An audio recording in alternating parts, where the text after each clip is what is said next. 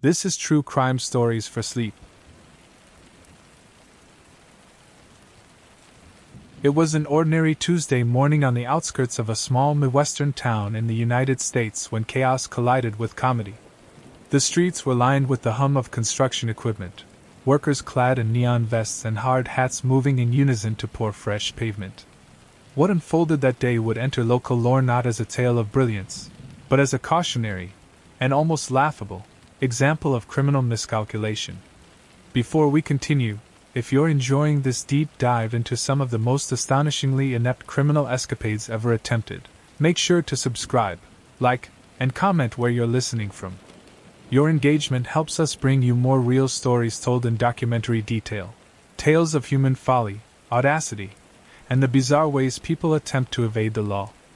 Now let's go back to that fateful street where one man's getaway plans literally hit a solid wall, or, more accurately, a fresh layer of concrete. The protagonist of this story, whose name was never widely publicized, had found himself on the wrong side of the law following a petty theft earlier that morning. Nervous and desperate, he climbed into his old sedan, tires squealing against asphalt, heart racing with the singular goal of putting distance between himself and the uniformed officers who had begun to track him. The streets were slick with the early morning dew, and the adrenaline coursing through his veins made rational thinking nearly impossible. Unbeknownst to him, the city had dispatched a road crew to a particularly tricky intersection where decades of traffic had cracked and crumbled the asphalt. The crew had worked since dawn, laying fresh cement in wide swaths, each section carefully smoothed by heavy rollers. A series of orange cones and barricades had been placed to warn drivers of the ongoing work, but our hapless criminal, focused entirely on his escape, failed to notice. As he approached the intersection at what witnesses described as a reckless pace, the scene must have seemed like a narrow corridor of opportunity. In his mind, every open space between cones was a path to freedom. The car surged forward, tires gripping the edge of the old asphalt, and then, with a final burst of misplaced confidence, he accelerated into the wet cement. The moment was almost cinematic in its absurdity. The tires of his sedan sank into the soft, gray mixture, leaving deep grooves as the vehicle became increasingly immobilized. The engine roared helplessly while the hood quivered with the effort to escape a fate already sealed. Workers rushed from their positions, hard hats bobbing, shouts of alarm mingling with laughter and disbelief. One employee later recalled thinking, "I've seen bad days, but never a thief trapped in a parking lot we just finished." Attempts to free the car were, predictably, futile. Road crew members tried pushing from behind, their boots sliding in the viscous cement. The wheels spun, spraying gray slop across the sedan and into the air, creating a scene reminiscent of a slapstick film. By the time police arrived, alerted by frantic 911 calls from construction supervisors, the criminal was still struggling, now coated in cement, his dignity sinking faster than his tires. The arrest was quick and almost anticlimactic. Officers approached the vehicle cautiously, unsure whether to expect violence, but the suspect was too preoccupied with extracting himself from the cement to resist. Handcuffed and escorted to a waiting patrol car, he left behind not only a very sticky mess but also the unintended evidence of his own incompetence.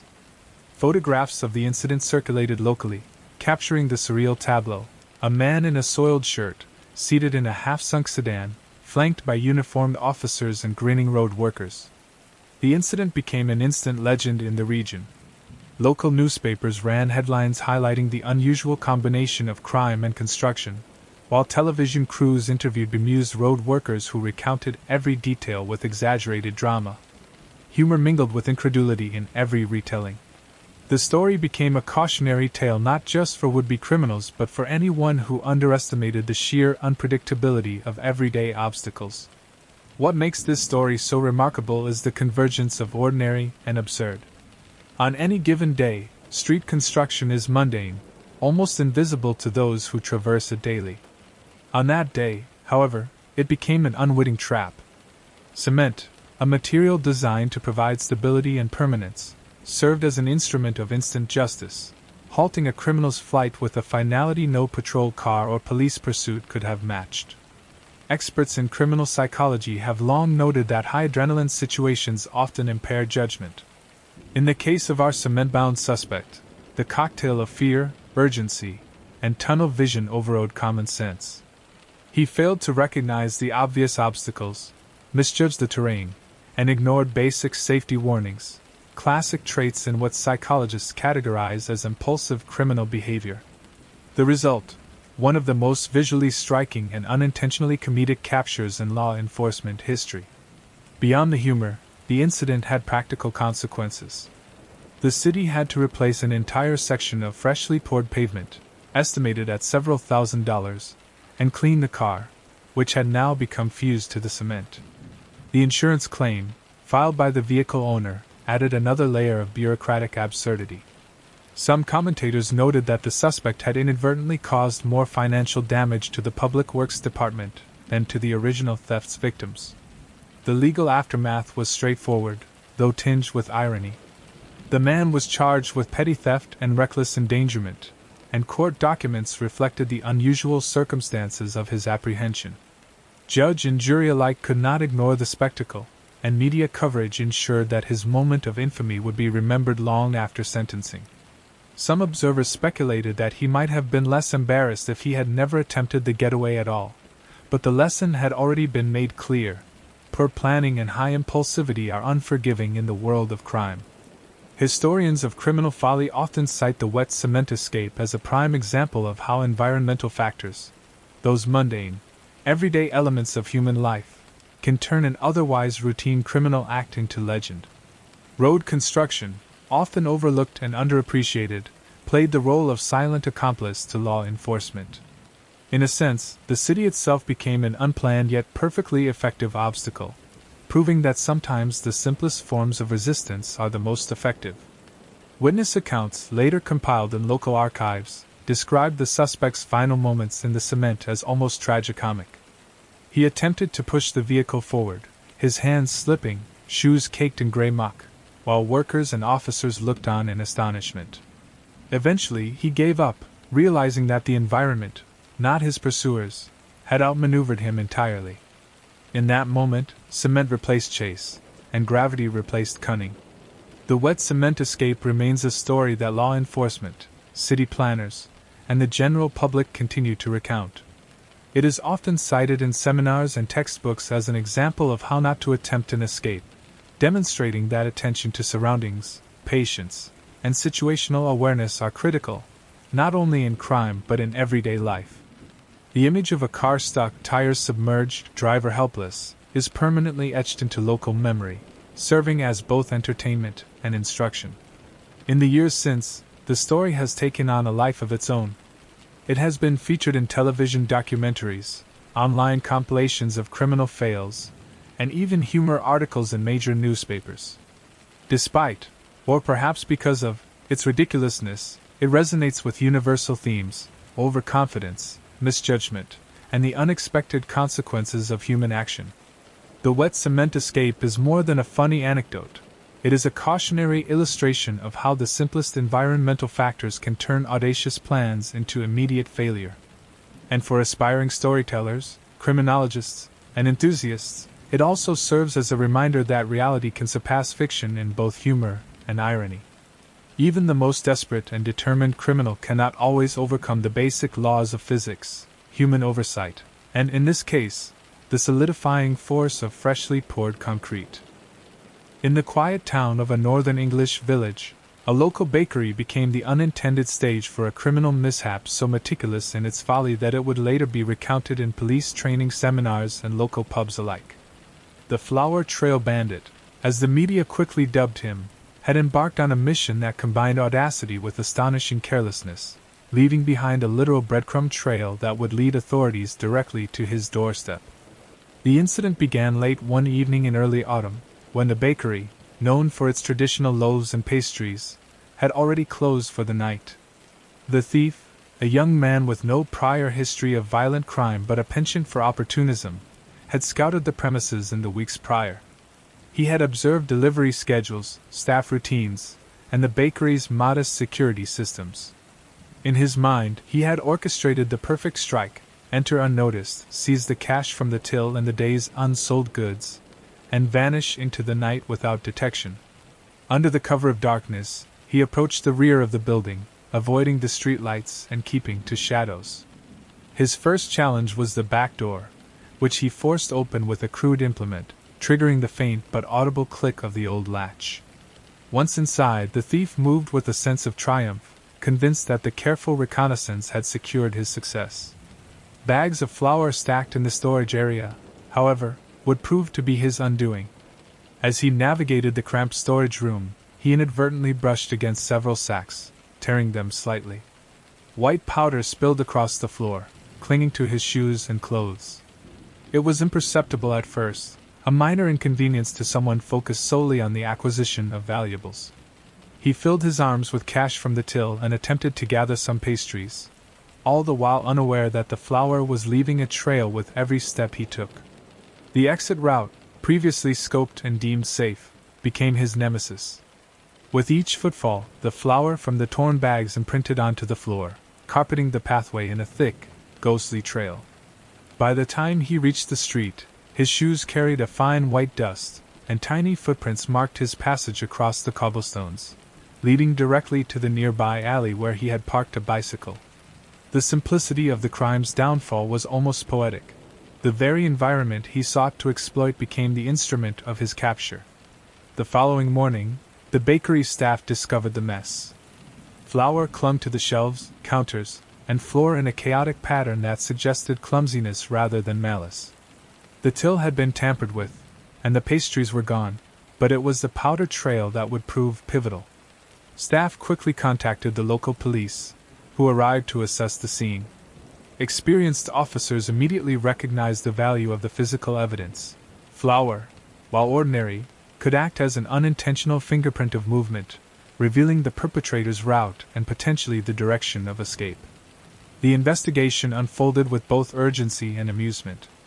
Forensic experts noted the unusual nature of the trail, mapping the footprints from the back of the bakery, across the alley, and continuing along residential streets. What made the case remarkable was the level of inadvertent detail the thief had left behind: flour dusted onto door handles, steps, and even the curb, creating a perfect path from the crime scene to a modest terraced house just a mile away. Local residents recalled seeing the man on the evening in question, moving awkwardly with bags in his hands, white powder dusting his shoes. Their statements, combined with the trail, narrowed the suspect pools significantly.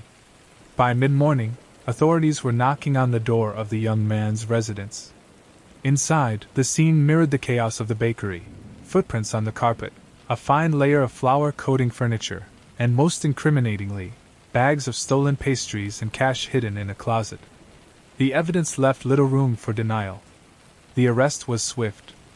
Officers, careful not to damage the delicate trail that had led them to the suspect, apprehended him without incident. The young man, now covered in the same white dust that had betrayed his actions, appeared both surprised and resigned. The simplicity of the crime's exposure, executed through such a seemingly mundane substance, left investigators shaking their heads in a mixture of disbelief and amusement. Legal proceedings followed the arrest. The young man faced charges of theft and breaking and entering, with his defense team attempting to argue impulsivity rather than calculated malice. However, the physical evidence was overwhelming. The flour trail, combined with eyewitness accounts and the recovered items, made for a compelling case. In court, the narrative took on a surreal quality, with the prosecution emphasizing the almost slapstick elements of the crime. A man undone not by cunning law enforcement, but by his own inadvertent carelessness. Beyond the courtroom, the incident became a local legend. Newspapers ran headlines highlighting the flour trail bandit, complete with illustrations showing footprints leading from the bakery to his home. The public was captivated by the story's absurdity, and it became a talking point in pubs and cafes, often serving as a humorous reminder that criminal plans can unravel in the most unexpected ways. Psychologists analyzing the case later noted the role of stress, tunnel vision, and overconfidence in the suspect's decision-making process, demonstrating how even minor oversights can lead to catastrophic outcomes. For law enforcement, the case offered valuable lessons. It highlighted the importance of observing environmental clues, even in minor thefts, and showcased how mundane substances, flour, in this instance, could serve as critical forensic evidence. The case also underscored the unpredictability of human behavior. A criminal, attempting to outsmart the system, had created an unintentional map of his movements, turning an everyday bakery into a tool of detection. The flour trail bandit would later reflect on his mistakes with a mix of regret and incredulity. Interviews conducted years later with those involved in the investigation suggested that he had underestimated both his environment and the meticulous attention of law enforcement. In trying to be clever, he had allowed the simplest physical laws, traction, residue, and gravity, to betray him. The result was not just the loss of stolen goods but a lasting infamy that would define his minor criminal career. Even decades later, the story resonates in law enforcement circles as a classic example of how environmental awareness and attention to detail can transform ordinary evidence into a path to justice. It demonstrates that criminal activity is rarely isolated. Every movement, every choice, and every interaction with the environment leaves traces that, when interpreted correctly, reveal a clear picture of events. Ultimately, the flour trail bandit serves as both a cautionary tale and a testament to the unpredictability of crime. It reminds us that while cleverness and audacity may facilitate success in theory, reality often interjects in the form of overlooked details, mundane substances, or simple miscalculations. In this case, a baker's flour became the unlikely hero, guiding law enforcement directly to the perpetrator and transforming an ordinary theft into a story of enduring curiosity, humor, and irony. It was a humid evening in a suburban town somewhere in the United States. The neon glow of a fast food restaurant illuminated the wet asphalt, casting long reflections across empty parking spaces. Inside, the employees were finishing up a slow shift, counting the day's takings, and preparing for closing. Outside, a man in a ski mask approached the drive-through window with a plan that would quickly turn from audacious to absurd.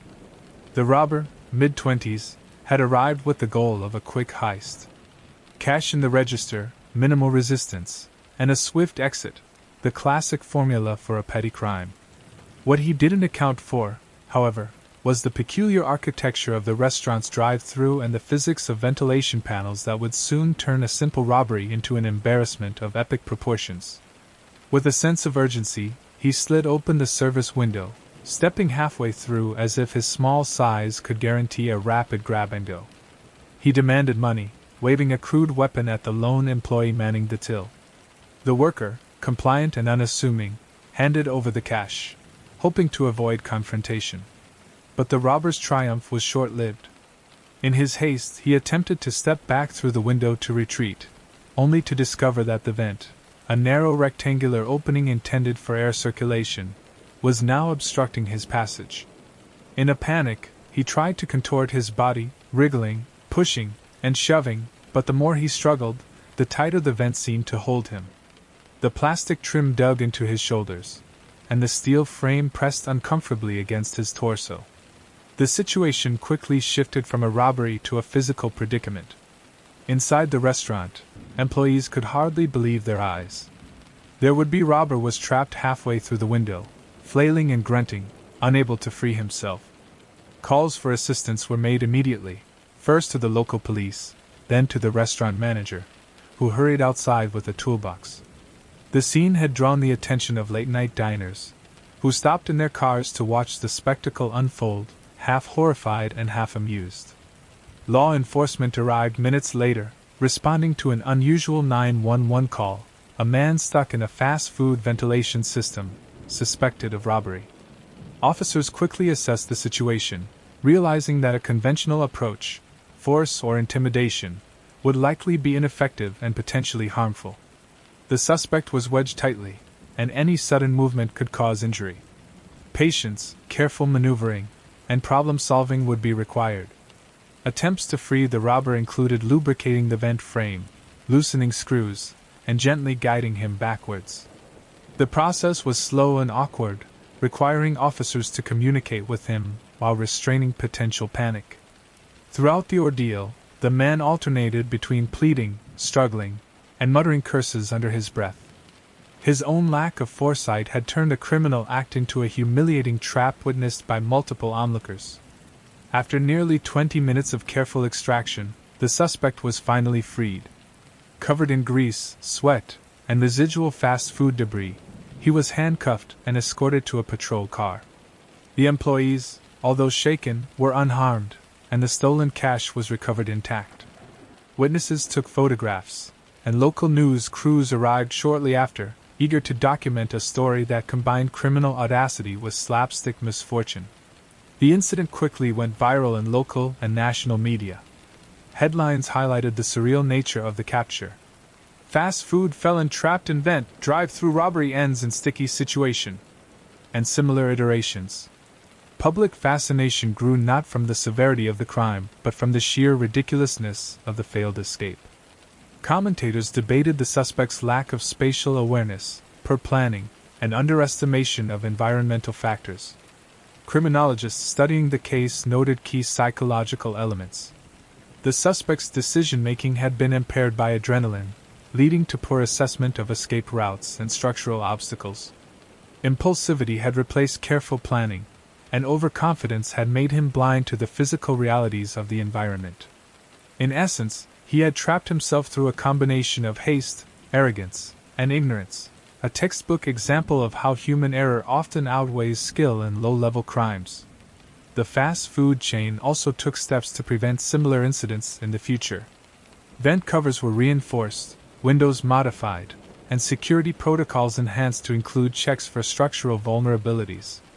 Staff training incorporated emergency response procedures for unusual scenarios, and the company even hosted internal briefings that used the event as a learning tool for crisis management and employee safety. Public perception, however, focused largely on humor. The incident became fodder for late-night television segments, radio shows, and newspaper cartoons. Memes circulated widely online, emphasizing the contrast between criminal intent and outcome. In many ways, the man's plight transcended criminal reporting, entering the cultural lexicon as a story of human error amplified by environmental constraints. Legally, the suspect faced charges of robbery and trespass, but his predicament complicated matters. While the crime itself was clear, the circumstances of his capture, stuck in event, invited media scrutiny and courtroom commentary on the extraordinary lengths to which human error can shape events. Defense attorneys attempted to argue mitigating circumstances, citing panic and impaired judgment under stress. Prosecutors, however, emphasized the premeditated nature of the attempted robbery, ensuring that the charges would remain serious despite the comedic capture. The narrative of the stuck vent escape illustrates a recurring theme in criminal history. The environment often exerts control over outcomes in ways that exceed planning or intent. What the suspect thought would be a simple act of theft became a complex interaction with structural realities, demonstrating how ordinary architectural elements can become agents of accountability. The vent, a mundane fixture designed for airflow, assumed the role of unintentional jailer, turning the suspect's flight into a spectacle. Psychologists and criminal behavior analysts often cite this case as an example of operational misjudgment under stress. The robber failed to account for spatial constraints, material resistance, and the simple laws of physics. In essence, his environment fought back, providing a natural form of containment that no handcuffs or locks could have achieved with the same immediacy or public visibility. Even years later, the stuck vent escape remains a teaching tool and a humorous reminder that criminal intent is often less influential than circumstance. It is referenced in law enforcement manuals, safety seminars, and criminology classes as an instance where human miscalculation resulted in a complete reversal of fortune.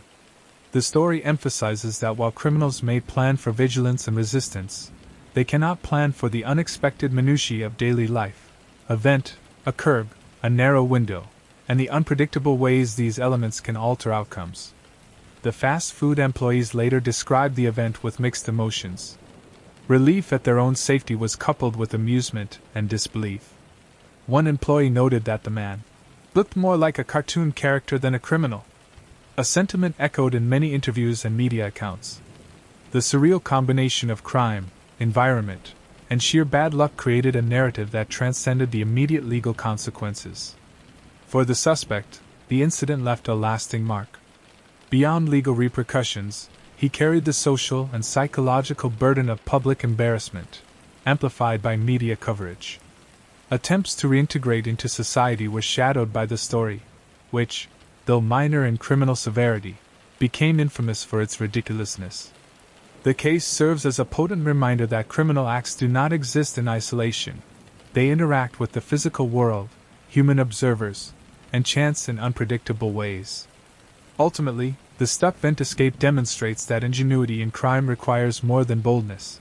It demands spatial awareness, planning, and respect for environmental factors. Ignoring these elements can result not only in failure but in outcomes so absurd that they enter the annals of criminal lore. The man who believed he could slip out a fast food window ended up trapped, immobilized, and immortalized as a cautionary figure, a living lesson in the folly of impulsive criminal thought. In the sprawling city streets of Sydney, Australia, one late evening would see a criminal attempt a bold, but fundamentally flawed, method of evasion that blurred the line between audacity and absurdity. Known only in media reports as the taxi getaway criminal, he became the subject of nationwide fascination, illustrating how ordinary services can become unwitting instruments in extraordinary, if misguided, criminal plans. The story began with a petty robbery in a small suburban convenience store. The suspect, a man in his early 20s, brandished a small knife, demanded the till's contents, and fled as soon as the transaction was complete. Unlike most criminals who might rely on their own vehicle or a pre-planned escape route, he opted for what he believed was a brilliant improvisation, hailing a taxi to deliver him to safety, thereby placing himself in the anonymity of a city cab. He flagged down a cab only 2 blocks from the scene, handing over the fare and requesting immediate transport to a nearby district well outside the reach of pursuing officers. The driver, an experienced professional accustomed to late-night city traffic, did not notice anything amiss, at first. What the criminal overlooked, however, was that the police had already begun tracking him on CCTV, eyewitness reports, and patrol cars that had been deployed within minutes of the robbery. As the taxi wove through the streets, the suspect began issuing instructions to the driver, urging them to take the fastest route, don't stop, and avoid the main roads. He leaned forward, nervous, muttering under his breath about getting away. The driver, aware of city traffic regulations and aware of a growing tension in the back seat, complied to a degree, attempting to maintain speed without attracting unnecessary attention. Unbeknownst to the suspect, the taxi's route was being closely monitored by police officers who had pieced together the likely trajectory based on camera feeds and witness statements. Patrol cars shadowed the cab discreetly, maintaining distance while observing the suspect's increasingly erratic instructions. The man's plan hinged on the assumption that the taxi driver would comply without question, and that law enforcement would be unable to trace him once he left the immediate vicinity of the crime scene. What he had failed to consider was human psychology under pressure. As the vehicle approached a congested intersection, the driver hesitated, unwilling to risk a red light violation or cause an accident. Frustration mounted in the back seat. The suspect, realizing the delay could compromise his escape, attempted to grab the wheel and direct the driver personally. This sudden action startled the driver, who immediately swerved, narrowly avoiding a collision. The cab fishtailed slightly, drawing attention from nearby pedestrians who began to alert authorities. The chaos escalated when the cab came to a temporary stop at a traffic light. In a desperate bid to expedite his flight, the man attempted to leap out of the moving vehicle, a risky maneuver that only succeeded in causing minor injury to himself and leaving a trail of commotion on the street. Witnesses called 000, the Australian emergency number, reporting a man struggling in a taxi, waving his arms, and appearing to be either reckless or desperate. Police vehicles, already shadowing the cab, converged rapidly. The pursuit was neither cinematic nor particularly graceful. Officers coordinated across multiple patrol cars, using a combination of radio communication and GPS tracking to contain the suspect. By the time the taxi reached a quieter residential street, the man was exhausted, agitated, and increasingly incoherent. The driver, having regained control, stopped the vehicle on command from officers who had now surrounded the car. The suspect's flight ended not with a dramatic confrontation, but with him sitting in the back seat, realizing that his attempt at cleverness had failed spectacularly. Onlookers would later recount the incident with a mix of disbelief and amusement. A man who had thought a taxi could serve as an instant shield against law enforcement was now the center of a tableau that included uniformed officers, flashing lights, and curious neighbors. Photos circulated in local media, showing the cab parked at an awkward angle in a residential street, the suspect handcuffed and leaning back in his seat, and the driver exhaling in relief at the abrupt conclusion of what had been a highly stressful ordeal.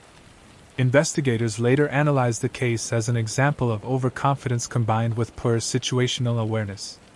The suspect had underestimated the ability of law enforcement to track him in real time and had overestimated the compliance and discretion of the taxi driver.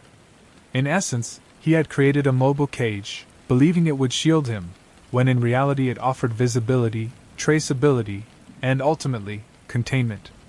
The legal outcome was straightforward. The man was charged with robbery, attempted evasion of police, and reckless endangerment. Court proceedings highlighted the unusual circumstances of his apprehension, with police testimony emphasizing the absurdity of his plan. Media coverage highlighted the unusual nature of the crime, focusing on the audacious, albeit failed, use of public transportation as a criminal tool. The story, both serious in consequence and humorous in execution, resonated widely, illustrating how desperation can lead to remarkably poor decision-making. From a psychological perspective, the case underscores the human tendency to seek convenience over strategy in high-pressure situations.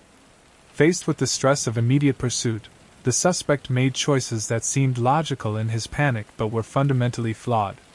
He placed himself in a visible, traceable vehicle and relied on another person's compliance rather than planning an independent escape.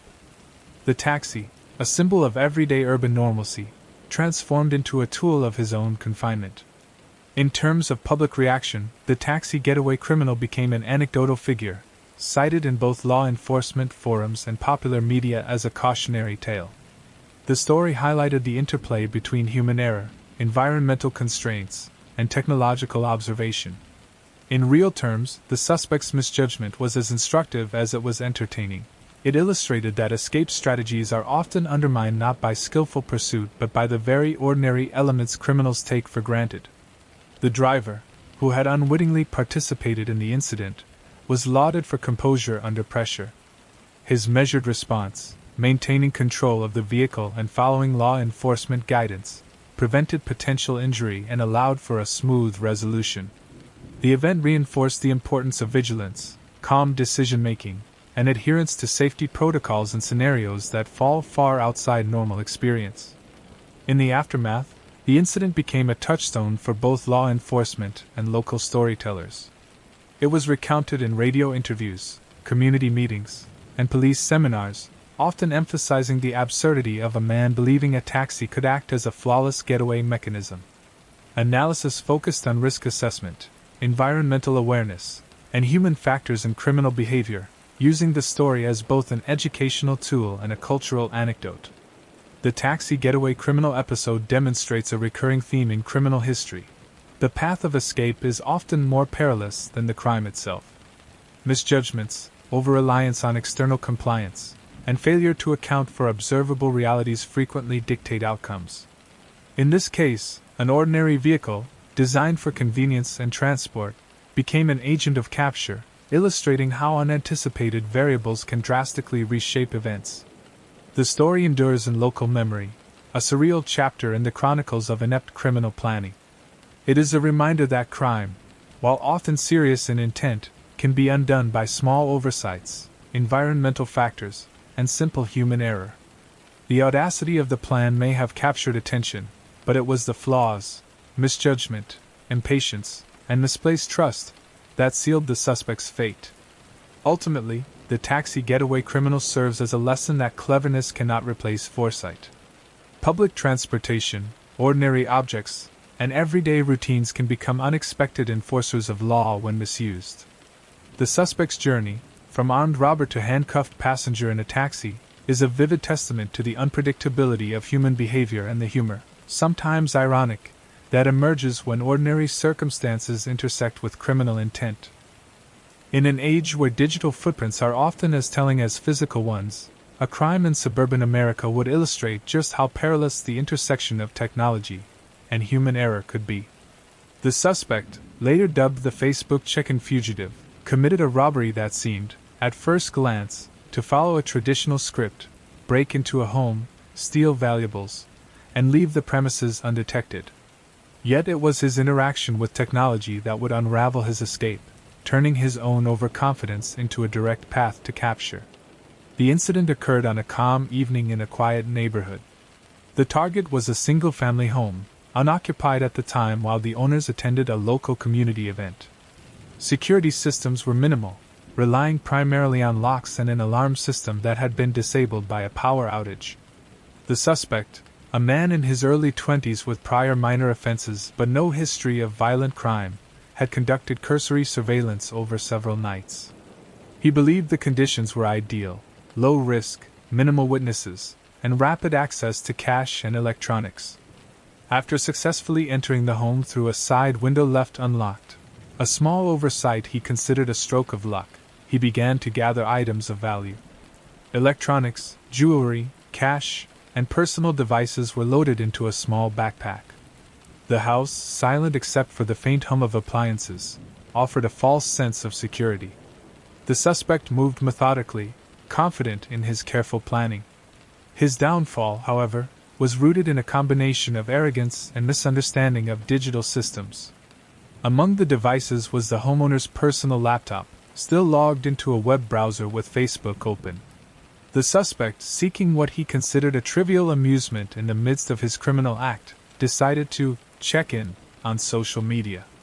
Perhaps it was a desire for recognition, or a lapse in judgment caused by adrenaline, but he typed a message into the status box without logging out. The message, a boastful and cryptic note meant to suggest his cleverness, was sent immediately. Within minutes, the homeowner received a notification on their phone. Initially confused, they quickly realized that an unfamiliar login had occurred from a local IP address. Alarmed, they contacted local police while monitoring the session remotely. Using geolocation data associated with the social media platform, law enforcement was able to approximate the suspect's location in near real time. Meanwhile, the suspect, oblivious to the digital breadcrumb he had left behind, continued gathering more items. He moved from room to room, rifling through drawers, tossing papers aside, and pocketing cash from the kitchen and living room. The thrill of the crime was evident, and with each movement, his overconfidence deepened. What he failed to consider was that the very devices he handled were transmitting data to a networked world that did not sleep. Police response was swift. Officers arrived within 15 minutes, triangulating the suspect's position using the digital trail combined with eyewitness accounts from neighbors who had reported seeing a suspicious figure entering the home. Tactical units approached cautiously, mindful that the suspect was potentially armed. Inside, the man remained unaware of the impending capture, absorbed in the meticulous collection of items and the misguided amusement of his online check-in. As officers made entry, they found the suspect seated at the laptop, fingers hovering over the keyboard, preparing another post. The moment was surreal, a criminal simultaneously committing theft and self-incrimination in a digital medium, effectively sealing his fate. Law enforcement removed the man without incident, recovering both the stolen items and his laptop session as evidence. Legal proceedings highlighted the bizarre nature of the case. The defendant faced multiple counts, including burglary, theft, and unauthorized computer access. While the physical robbery formed the foundation of the charges, prosecutors emphasized the digital evidence that directly linked him to the crime in real time. The Facebook check-in became the centerpiece of the trial, serving as incontrovertible proof that the suspect had been present at the scene. The case quickly drew national attention, with media outlets emphasizing the almost cartoonish error: a thief undone not by fingerprints or eyewitness testimony, but by his own interaction with social media. Headlines proclaimed variations of "Robber posts to Facebook during burglary" and "Digital hubris lands thief behind bars." Public fascination stemmed from the intersection of crime, technology, and human folly, a modern twist on a centuries-old pattern of criminals undermining themselves. Experts analyzing the case noted key behavioral tendencies. The suspect exhibited overconfidence, a lack of foresight, and impulsivity. His decision to use the homeowner's laptop to engage with social media during a high-stakes moment reflected a psychological need for recognition and a failure to assess risk properly. Digital platforms, designed to facilitate communication and connectivity, had in this instance functioned as instruments of accountability. The incident also illustrated broader implications for cybersecurity and law enforcement. Modern investigations increasingly rely on digital evidence, including geolocation, IP addresses, and online activity logs. Even actions that seem trivial, such as posting a status update or checking into a location, leave traces that trained professionals can interpret. In the Facebook check-in fugitives case, the immediacy of digital tracking allowed for near-instant apprehension, highlighting a shift in the landscape of criminal detection. From a societal perspective, the case became a cautionary tale, often cited in discussions about technology, privacy, and accountability. Schools, community groups, and even law enforcement agencies used the story to illustrate the risks of reckless online behavior and the unintended consequences of overconfidence in a digital age. It underscored a critical lesson that modern criminals must contend not only with traditional law enforcement but with pervasive digital monitoring that can amplify the consequences of minor errors. The homeowner, for their part, expressed relief and disbelief. "I never imagined I'd catch someone in the act because they logged into my Facebook," they remarked in interviews. The statement captured both the surreal quality of the incident and the unexpected ways in which technology interacts with everyday life.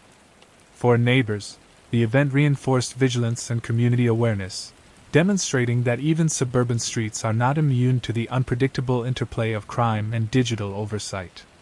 In retrospect, the Facebook check-in fugitive exemplifies the pitfalls of arrogance and the unanticipated power of ordinary tools. A laptop, an online account, and a few keystrokes, elements of daily life, became the instruments of law enforcement success.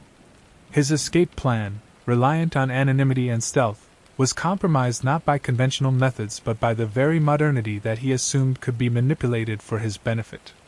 The story's legacy extends beyond legal repercussions. It serves as a narrative of human error, technological accountability, and the evolution of criminal methodology. Criminal acts are no longer confined to the physical realm.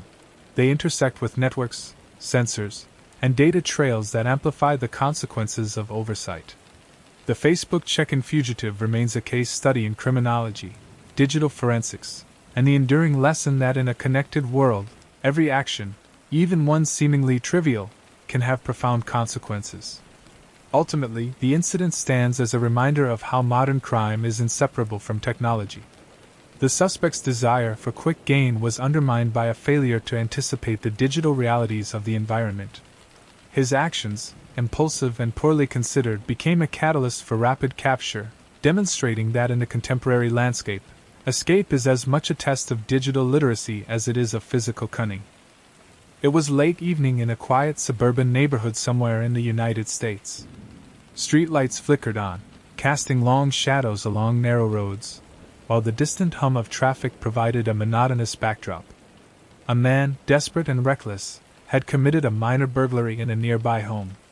He had grabbed what he could carry, small electronics, a few $100s, and miscellaneous personal items, and fled into the night.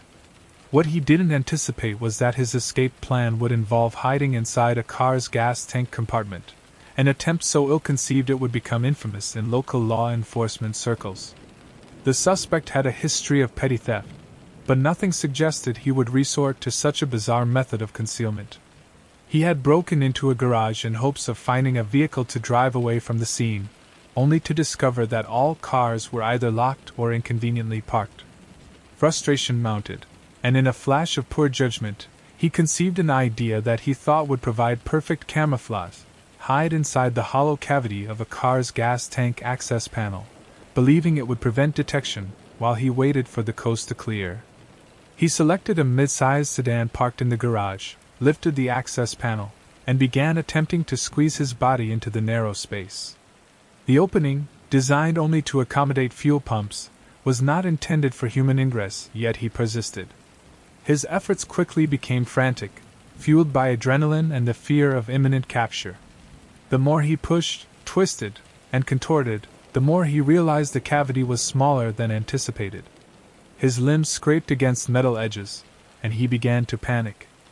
Outside, a neighbor heard suspicious noises, a faint scraping and thud, and noticing a car door ajar, called the police. Officers arrived within minutes, approaching cautiously, anticipating a potentially dangerous individual. They were met with the unusual sight of a man partially wedged inside a vehicle's gas tank compartment, his body immobile and making muffled sounds. It was a scenario that defied conventional criminal logic. The suspect's predicament escalated as he struggled to free himself. Each movement tightened the confines of the metal panel around his torso, creating friction and discomfort. The narrow cavity provided no leverage for escape, and in his panic, he inadvertently pressed against components inside the tank access area, producing sparks and alarming the responding officers.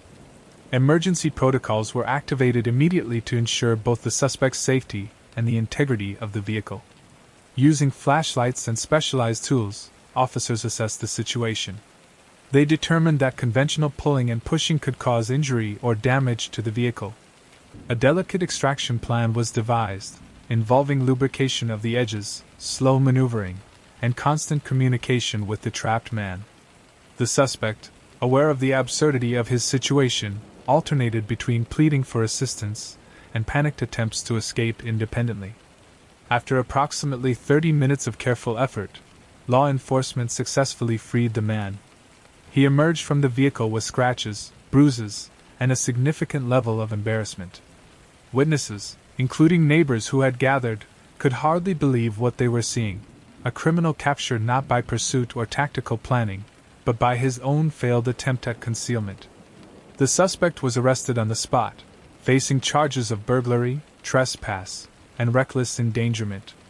Law enforcement officials cited the case as an example of criminal improvisation gone wrong, emphasizing the importance of strategic planning over desperate improvisation. Media coverage quickly followed, with headlines emphasizing the surreal nature of the capture. Burglar trapped in gas tank, suburban criminal's hideout backfires. And similar iterations highlighted both the human error and the comedy inherent in the situation. Psychologists analyzing the event later noted that extreme stress and fear can prompt individuals to take irrational actions, often overriding common sense. The suspect's decision to hide in the gas tank compartment reflected impaired judgment, impulsivity, and a lack of spatial awareness. These cognitive errors, compounded by panic, ensured that his self-devised hiding place became a cage rather than a refuge. The vehicle's owner, upon learning of the incident, expressed relief that no permanent damage had occurred and that the man had not been seriously injured. The local community responded with a mixture of amusement and disbelief, fascinated by the strange intersection of human error, desperation, and opportunity. For the officers involved, the case provided a memorable teaching example, demonstrating the unexpected ways in which criminals can entangle themselves with the environment. From a procedural standpoint, the case highlighted the importance of adaptability in law enforcement. Officers needed to assess the situation not only in terms of immediate threat, but also in terms of safety and extraction.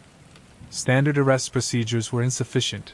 Innovative problem-solving, combined with patience and coordination, was required to resolve the scenario without injury. The incident also underscored the role of environmental factors in determining criminal outcomes.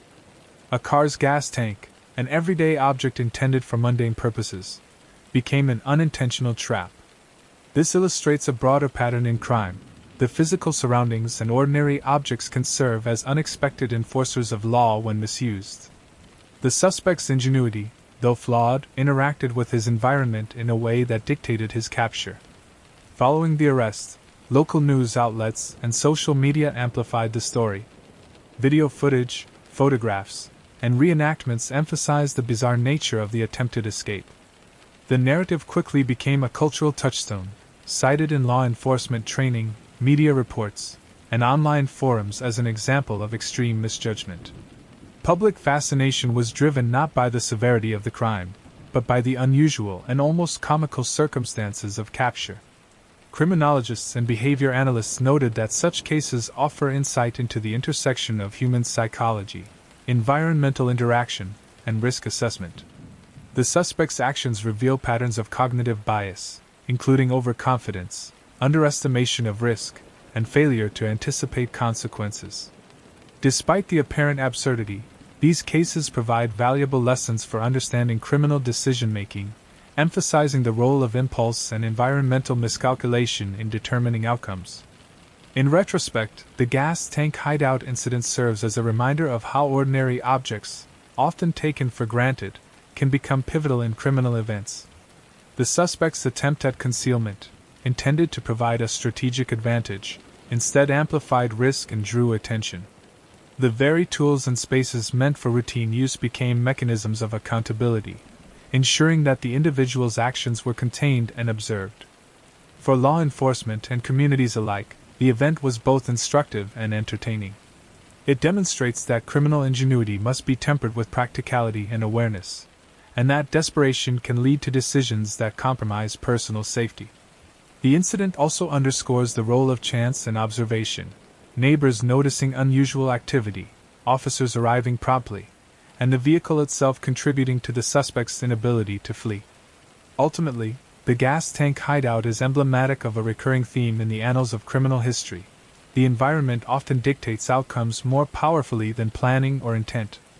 In a landscape where small miscalculations can have outsized consequences, the suspect's misadventure illustrates how impulsive creativity in crime can quickly turn into an instrument of capture. In the rural outskirts of Ontario, Canada, a small town braced for winter's usual onset. Snow, typically a blanket of white that transformed the landscape into an icy playground, had been delayed that year. The roads remained muddy and slushy, the frozen lakes not yet frozen. It was in this unusual thawed period that one man attempted a theft that would quickly become infamous, not for its ingenuity, but for its sheer impracticality. The suspect, a young man with a history of minor thefts, had observed his neighbors preparing for the winter season. Snowmobiles, lined up in driveways and garages, represented freedom and speed in a landscape where mobility could be restricted by heavy snowfall. In his mind, a snowmobile could serve as an ideal vehicle for quick escape, a tool to traverse terrain that would confound law enforcement. What he failed to notice, or failed to plan for, was the conspicuous absence of snow. Under the cover of night, he made his move. One particular residence, isolated on the edge of town, housed the top-of-the-line snowmobile in its garage. The garage door, slightly ajar, invited opportunity. With gloves and a flashlight, he pushed the snowmobile out into the muddy driveway, imagining the ease of a rapid getaway. The machine, gleaming under the moonlight, promised speed and anonymity. Yet the ground beneath was not the frozen expanse he anticipated. It was a patchwork of mud, puddles, and uneven terrain. As soon as the snowmobile touched the earth outside the garage, the plan began to unravel. The machine's treads, designed for icy surfaces, sank into mud and slush. The motor roared, spinning the tracks ineffectively against the soft ground. The man attempted to push forward, only to find the vehicle stuck, wheels digging deeper with every attempt to gain traction. Panic replaced his earlier confidence. Unbeknownst to him, the residence's alarm had been triggered when the garage doors shifted, sending a silent signal to local law enforcement. Within minutes, officers arrived in the vicinity, guided by both the alarm and alert neighbors. The suspect, now frustrated and covered in mud, struggled to free the snowmobile. His plans for a clean escape were slipping away with each futile attempt. In desperation, he tried to lift the machine, leverage it, and even rock it back and forth. The snowmobile, heavy and poorly suited for the terrain, resisted all efforts. Each movement caused more mud to accumulate around the tracks, anchoring the vehicle further. The suspect, flustered and increasingly visible in the dim light, drew attention from passers-by who had begun to notice the strange spectacle, a man flailing hopelessly over a snowless snowmobile. When police officers approached, the man attempted a last-ditch escape on foot. But with the vehicle stuck and his path limited by mud, his movements were sluggish. The officers quickly caught up, surrounding him with measured caution. He was apprehended without incident, his plans for a daring getaway foiled not by tactical law enforcement maneuvers but by the absence of natural conditions that he had counted on. Investigators later described the scene as surreal. A high-powered snowmobile, designed for winter mobility, sat mired in mud, tracks spinning uselessly. The suspect, covered head to toe in muck, had been reduced from a confident thief to a figure of comic desperation. Media outlets, quick to seize the story, published images and retellings that emphasized the absurdity. Snowmobile heist flops due to no snow, thief stuck in mud, not ice. And similar headlines highlighted both human error and environmental irony. Psychologists and criminologists analyzing the case noted that it was a prime example of environmental misjudgment in criminal behavior. The suspect had overestimated the role of the machine in ensuring his escape and underestimated the conditions required for its effective operation. Panic, impatience, and misperception of risk compounded the problem, leading to rapid incapacitation in a situation that could have been avoided with careful planning. From a socio-cultural perspective, the incident reflected both human ingenuity and folly. The theft itself was a product of opportunistic thinking, seeking maximum benefit with minimal effort. Yet it was the disconnect between intention and reality, the failure to account for terrain, seasonality, and physical limitations, that defined the outcome. This interplay of ambition and environmental constraints has been a recurring theme in criminal history, illustrating that even the most well-intentioned plans can unravel in the face of simple physical truths. The snowmobile theft also highlighted the evolving role of observation and community involvement in law enforcement. Neighbors, familiar with the routines of the area and the subtle rhythms of the environment, acted as informal sensors, alerting authorities to abnormal activity. Their vigilance was a crucial factor in the rapid apprehension, demonstrating that effective crime prevention often relies on human awareness as much as technological or procedural measures. After the arrest, the suspect was charged with theft, attempted burglary, and reckless endangerment. In court, the narrative of his failed escape became a focal point, emphasizing the combination of poor judgment and environmental reality. The prosecution argued that the man's lack of foresight illustrated recklessness, while the defense highlighted the nonviolent nature of the incident, framing it as a moment of ill-advised improvisation rather than deliberate malice. Community response was equally fascinated. Residents recounted the story repeatedly, often emphasizing the irony of a snowmobile heist on snowless ground. It became part of local lore, a humorous yet instructive case study on the perils of planning crime without considering environmental variables. The incident was shared across social media platforms, featured in regional news segments, and cited in discussions of bizarre criminal escapades. For law enforcement professionals, the episode served as both a cautionary tale and a learning opportunity. It reinforced the principle that criminal activity can be disrupted by factors beyond strategy, skill, or resources. Environmental awareness, timing, and basic physical reality can significantly influence outcomes, sometimes more than direct intervention. The snowless snowmobile, rendered useless by mud, became a powerful metaphor for the unpredictable interaction between intent and circumstance. Ultimately, the stolen snowmobile case illustrates a broader truth about crime and human behavior. Audacity alone is insufficient when plans fail to account for practical realities. The suspect's ambition collided with physics, geography, and timing, producing a scenario both comedic and instructive. The juxtaposition of high-speed potential and immobilized failure highlights the role of context in determining criminal outcomes, and the enduring lesson that preparation must consider every variable, particularly the ones that are most obvious yet easiest to overlook. In retrospect, the narrative endures not just for its absurdity, but for the insight it provides into decision-making under pressure. The suspect's improvisation, though flawed, reflects a fundamental aspect of human behavior, the desire to achieve immediate objectives, even at the risk of overestimating one's capabilities or underestimating environmental constraints. Observers, both within law enforcement and in the public, are reminded that crime, like any human endeavor, is subject to the immutable laws of cause and effect, circumstance, and timing. The incident remains a fixture in discussions of inept criminal escapes. It exemplifies how a combination of environmental misjudgment, panic, and reliance on unsuitable tools can quickly turn audacious plans into self-inflicted obstacles. The snowmobile, designed for mobility and speed, became the very instrument that immobilized the suspect, illustrating that sometimes the simplest factors, ground conditions, physical limitations, and natural observation, dictate the trajectory of events far more than human cleverness. In a quiet suburban neighborhood in the United States, a minor theft spiraled into an absurd spectacle. The suspect, a man in his mid-20s with a history of petty crimes, had committed a series of small burglaries in the area, targeting unlocked homes and unattended garages. On this particular day, he had managed to steal a bicycle from a driveway, a theft he assumed would facilitate a quick and efficient escape. What he failed to realize, however, was that the bike he had chosen was missing both tires, rendering it entirely incapable of mobility. The man had been scouting the neighborhood for several nights, studying patterns of residents leaving their homes unattended. He believed that speed was his ally. The faster he could move after committing a theft, the less likely he was to be apprehended. Spotting a seemingly convenient bicycle propped against the garage, he made a snap decision.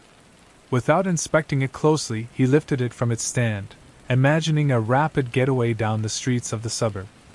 As soon as he attempted to ride, reality set in. The absence of both tires meant that the bicycle's rims met the asphalt directly. Sparks flew, scraping metal tore through concrete, and the man's legs immediately began to bruise against the jagged edges of the rims. The sound of grinding metal alerted neighbors, drawing attention quickly. The suspect's confidence melted into panic as he realized that his escape vehicle was completely dysfunctional. The suspect attempted to push the bicycle forward, thinking he could still maintain mobility by propelling it manually. This, too, proved disastrous.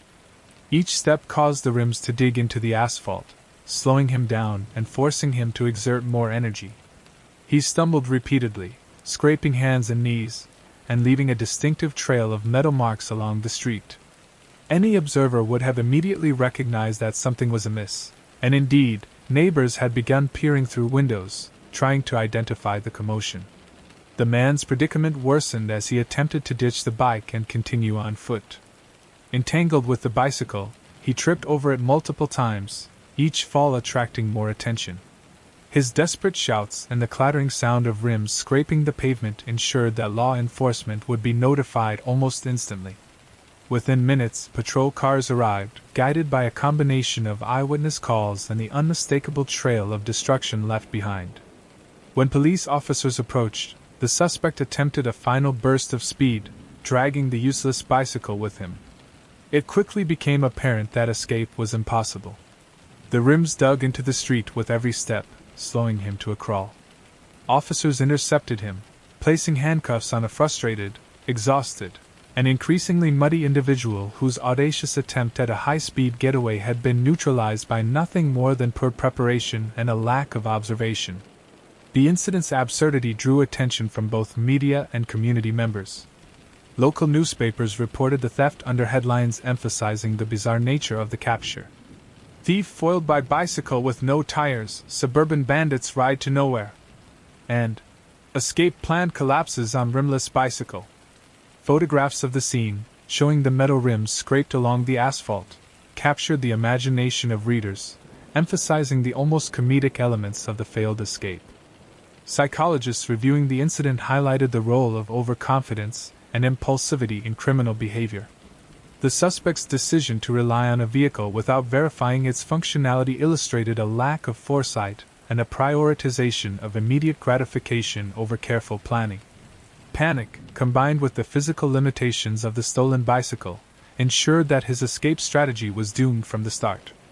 Community members also noted the incident as a moment of levity amid otherwise serious concerns about crime. While the theft itself was minor, the spectacle of a man struggling to move on a rim-only bicycle captured imaginations and became the subject of storytelling and online sharing. Residents recounted watching the suspect's frantic attempts, emphasizing the role of observation and neighborhood awareness in preventing more serious outcomes. From a law enforcement perspective, the case became a teaching moment. Officers emphasized that, while technology, physical prowess, and tactical strategy are often critical in criminal apprehension, sometimes environmental and material conditions dictate the outcome. In this instance, a simple oversight, the absence of tires, served as a decisive factor in neutralizing a suspect, demonstrating that crime prevention can occasionally hinge on circumstances beyond human control. The bicycle incident also revealed the intersection of human error, physical limitations, and social observation in modern crime. The suspect's reliance on an untested escape vehicle compounded his vulnerability. His choices illustrate a broader principle, that criminal success depends not only on audacity and skill but also on situational awareness and practical problem solving. When those factors are ignored, even the most determined efforts can be thwarted by the simplest physical realities. Legal proceedings were straightforward. The suspect faced charges for theft and trespassing. The presence of the bicycle, completely inoperable yet directly tied to the crime scene, provided incontrovertible evidence of his presence and intent. Photographs, eyewitness accounts, and the unique trail left by the rims further solidified the case. The absurdity of the situation did not mitigate the legal consequences, but it ensured the story would be remembered as a cautionary tale. Experts in criminology often reference the bicycle with no tires case to highlight the dangers of impulsive planning under stress. The suspect's desire for a quick exit blinded him to basic physical realities, and the resultant spectacle became both a source of amusement and an educational example. In modern discussions of petty crime, the case serves as a reminder that environment, materials, and observation often influence outcomes as much as strategy or criminal skill. For the suspect, the consequences extended beyond legal ramifications. His reputation in the community, already tenuous, became further tarnished by the story of his failed escape. The incident reinforced lessons in humility, foresight, and the unpredictable consequences of acting without preparation. Moreover, it highlighted the societal impact of minor crimes when they intersect with public observation, demonstrating that even small errors can have outsized repercussions. In retrospect, the bicycle with no tires incident endures as a case study in human error, environmental misjudgment, and the pitfalls of impulsivity in crime. It illustrates a recurring theme, that criminal efforts are frequently compromised not by direct intervention but by the oversight of practical realities. In this story, the intersection of poor planning, environmental conditions, and public awareness ensured that the suspect's audacity ended not in freedom, but in swift apprehension. Ultimately, the case emphasizes that successful criminal activity requires more than daring. It demands awareness, foresight, and a realistic understanding of the tools and conditions involved. The suspect's failure to assess the bicycle's operability transformed a potential escape into an inevitable trap, leaving an indelible mark on both community lore and law enforcement anecdotes. The story serves as a vivid reminder that in crime, as in life, preparation is key, and a single oversight can be the difference between evasion and capture. It was a chilly autumn evening in a quiet German suburb. Leaves rustled in the wind along narrow cobblestone streets, and the distant hum of engines marked the regular rhythm of city life. In the midst of this routine, a man executed a minor burglary, breaking into a small electronics store. The suspect had carefully scoped out the location in previous days, noting the security patterns and the timing of patrols. He had formulated a simple plan, in and out, with a quick getaway in a stolen vehicle. But what he failed to consider was the one fundamental flaw that would define the evening. His escaped car was completely out of gas. The suspect had chosen a vehicle parked nearby, a compact hatchback left unlocked in a residential driveway. In his mind, the car represented speed and discretion, a tool for evading pursuit. He opened the driver's side door, slid into the seat, and turned the ignition. Nothing happened. The engine sputtered once, then fell silent. He tried again, with increasing frustration. The reality struck him: the car had no fuel. Panic set in, replacing the confidence he had felt just moments before. He leaned back, considering his options, realizing that the efficiency of his escape plan was now compromised by something as mundane as an empty fuel tank. The irony was not lost on him. All the careful surveillance and calculated timing could not overcome the simple limitation of a vehicle designed to carry him away. His mind raced through alternatives: abandon the car, run on foot, or attempt to flag down another vehicle.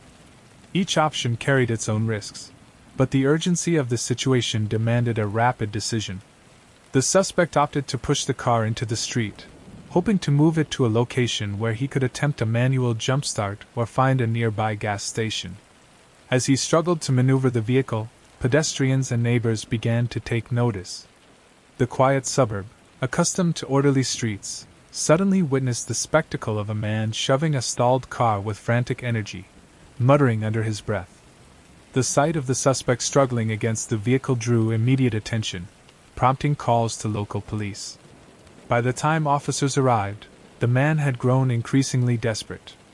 He attempted to start the engine again, rocking the car back and forth, each failure amplifying his panic. The officers, observing from a safe distance, quickly realized that the suspect posed no immediate physical threat but required intervention to prevent further chaos. They approached cautiously, noting the absurdity of a would-be criminal trapped by his own planning oversight. The suspect, realizing the presence of law enforcement, tried to feign confidence, hoping that the officers might overlook him or be delayed long enough for him to make an escape on foot. He pushed harder against the car, but the empty tank had rendered any forward momentum impossible. Each shove was met with the car's inertia and the rough cobblestones beneath, forcing him to exert more effort with diminishing returns. The officers moved in, gently but firmly restraining him, bringing an end to his misadventure. The arrest was straightforward. The suspect, exhausted, covered in dirt and sweat, and humiliated, was placed in handcuffs and read his rights. Neighbors, drawn by curiosity, observed the scene, shaking their heads at the spectacle. What had begun as a calculated burglary ended not with a high-speed pursuit or a daring escape, but with the simple failure to ensure fuel for the getaway car. Local media quickly picked up the story, captivated by the unusual circumstances. Headlines such as, "Burglar foiled by out-of-gas car, escape plan thwarted by empty tank," and "German thief stalled before fleeing," highlighted the absurdity of the scenario. Photographs of the vehicle, pushed to the middle of the street with the suspect leaning against it in frustration, became emblematic of how simple oversights can undermine criminal intent. Criminologists later analyzed the case as a study in operational failure and criminal behavior. The suspect's preparation had been thorough in some respects: surveillance of the target, knowledge of security patterns, and timing, but critically deficient in considering the logistics of escape. This lapse underscores a broader principle in criminology. Success in criminal acts depends as much on attention to mundane practicalities as on audacity or risk tolerance. The psychological dimensions of the event were also significant. Under stress, individuals often overestimate their capabilities and underestimate obstacles. The suspect's repeated attempts to start the empty car illustrate the phenomenon of cognitive fixation, where the mind obsessively focuses on a single solution even as evidence mounts that it is impossible. His inability to pivot immediately to an alternative escape plan compounded the delay and ensured his apprehension. Law enforcement officers noted that such scenarios, while humorous to the public, are instructive. They demonstrate the importance of environmental and situational awareness, both for criminals and for those attempting to prevent crime. In this case, the simple factors, fuel availability, vehicle condition, and neighborhood observation, dictated the outcome more decisively than tactical pursuit or strategy. The incident also highlighted community vigilance. Residents, familiar with the routines of the area, quickly recognized irregular activity and acted promptly. The rapid response of neighbors calling police underscores the role of civic engagement in crime prevention. Here, the combination of a flawed escape plan and attentive observation ensured that the suspect could not capitalize on his initial criminal act. In court, the charges were clear: burglary, attempted theft, and trespass. The empty gas tank, while humorous in its consequence, did not negate the suspect's intent to commit a crime. Prosecutors emphasized the premeditated nature of the burglary, while defense attorneys highlighted the lack of harm caused, attempting to mitigate sentencing. The story, however, quickly became a case study in how overconfidence and oversight can lead to capture, providing valuable lessons for both law enforcement and criminologists studying the interplay between planning, environment, and human error. Reflecting on the event, experts noted that the out-of-gas escape car case exemplifies the unpredictable ways in which minor miscalculations can dictate outcomes in criminal activity. The suspect's misjudgment, though mundane in nature, had a decisive effect. It demonstrates that criminal success is contingent not only on intention but also on awareness, preparation, and adaptation to real-world conditions. From a social perspective, the story captivated public imagination. It became a humorous anecdote shared across local media, online forums, and educational materials. The image of a would-be burglar stalled by the simplest of oversights, a lack of fuel, resonates as a cautionary tale about human error, overconfidence, and the unexpected role of environmental constraints in shaping events. Ultimately, the out-of-gas escape car illustrates that crime, while often framed as a battle of cunning and speed, is equally constrained by the practical realities of the physical world. Vehicles cannot operate without fuel, doors cannot be unlocked without keys, and human endurance is limited by fatigue. The suspect's failure serves as a vivid reminder that in criminal endeavors, ignoring these basics can transform a well-planned heist into an inevitable and sometimes comical failure. The case remains a reference point in criminology courses, law enforcement training, and media discussions, emblematic of the intersection between human error, environmental reality, and the folly of attempting complex escapes without proper preparation. It underscores that even in a modern, technologically advanced society, the simplest factors, fuel, terrain, and observation, can dictate the trajectory of events more decisively than any elaborate plan. By the end of the night, the suspect had been processed and detained, his arrest a testament not to the effectiveness of pursuit, but to the power of basic logistics and situational awareness. The story serves as a cautionary tale, a reminder that criminal intent alone is rarely sufficient for success, and that attention to detail, down to ensuring that a car has gas, can make the difference between freedom and capture. In a quiet suburban neighborhood, where manicured lawns met orderly streets, one man attempted to execute a hide-and-seek strategy unlike any other. The suspect, a habitual petty criminal, had recently committed a minor theft from a local convenience store. In an effort to evade the responding authorities, he improvised a hiding place he believed would render him invisible, a bush, painted completely green. The bush, selected for its fullness and proximity to the crime scene, became the centerpiece of what would quickly be remembered as one of the most absurd escape attempts in modern criminal history. The man had purchased spray paint in various shades of green the day before. His plan, as convoluted as it was, involved coating the bush with paint to match a uniform tone, blending perfectly with the surrounding foliage. He imagined himself slipping into the freshly painted greenery, disappearing from sight as police canvassed the area.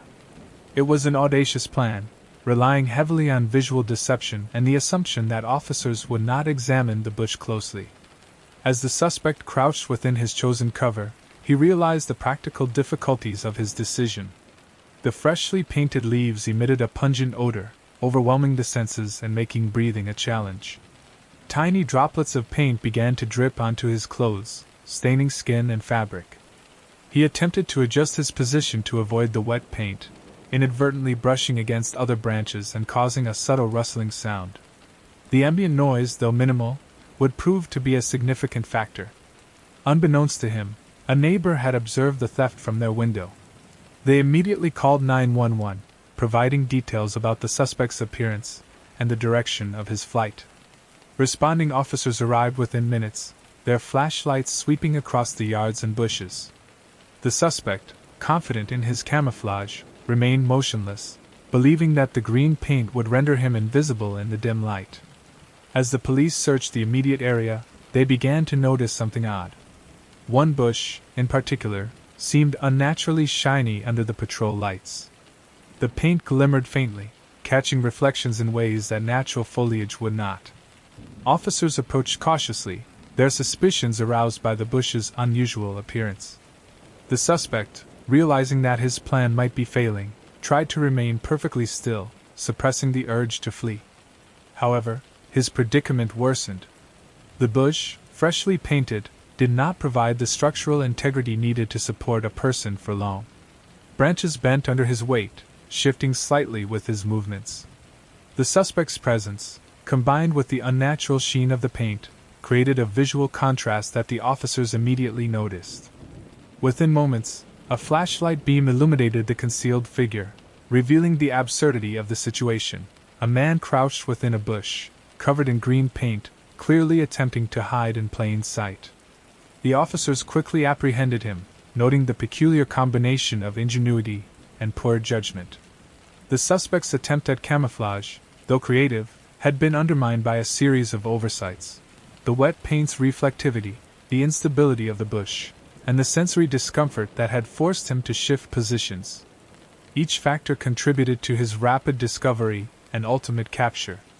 Media coverage of the incident highlighted the bizarre nature of the escape attempt. Headlines included, "Thief foiled by painted bush, camouflage plan fails spectacularly," and "Man arrested while hiding in greenery."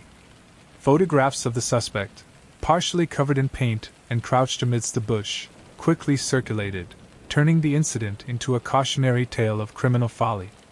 Psychologists examining the event emphasized the role of overconfidence and flawed problem-solving in the suspect's decision-making process.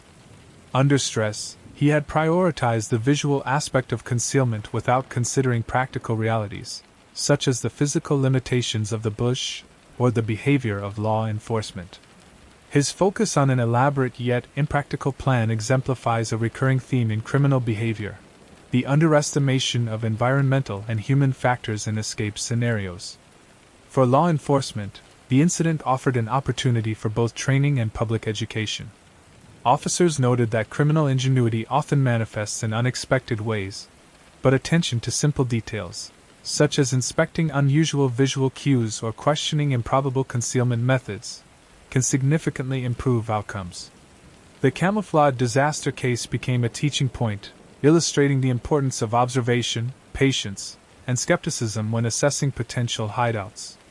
From a sociocultural perspective, the story resonated widely due to its combination of audacity, failure, and humor.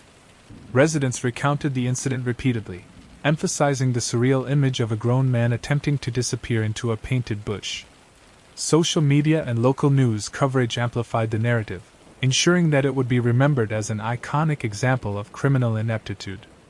The case also underscores the intersection between human creativity and environmental constraints. While the suspect had demonstrated imaginative thinking, the physical properties of the bush, the reflective nature of wet paint, and the presence of alert neighbors conspired to ensure failure. The story serves as a reminder that ingenuity must be balanced with an understanding of practical realities.